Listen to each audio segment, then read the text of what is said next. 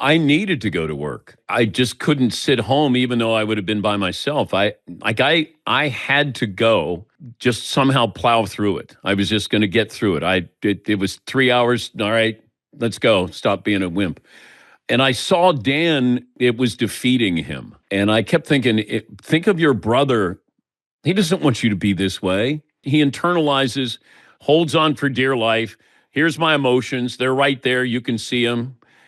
And I was telling him to move past that. Just make your brother proud that you move past it with respect to him, because he would hate to have that impact on you. And I said, make him proud by showing him how strong you can be, because you saw how strong he could be in the hospital. You're seeing weakness where I was seeing strength. I did not see me breaking down in front of my audience as something that was blubbering weakness. To me, it's like, no, this is what you get. And you know this, Dan, you know this part, because when you came in sick, even though you weren't talking for the 12 years about how much pain you were in, you did share with your audience more than you ever would have on television. Look, this is what I'm dealing with, and this is why maybe I'm not as good right now as I would like to be, because I'm undergoing, I don't want to make excuses, because you're not going to make excuses, but you told your audience on the front end, look, I'm going to show you this much.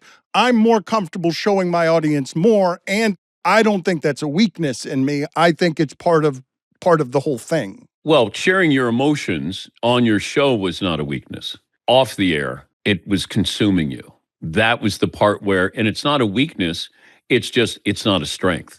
The strength to be able to share with your audience how you truly feel, something I never thought that I would do. But it was empowering, because now I got a connection with you, especially if you're listening in your car. I'm just talking to you. And maybe you've gone through this. Maybe somebody else has gone through this. Now you have more of a connection with me, that I'm not that guy who was sitting on SportsCenter. He's talking to me. And that was the goal. But I would never, ever say, what you did on the air. It was just every time I talked to you, it felt like it was holding you back. Agreed, because I was broken, and in some ways I'm not healed. I'm healing, but not healed still, and don't know that I'll ever be healed, because the pain is a perpetual reminder.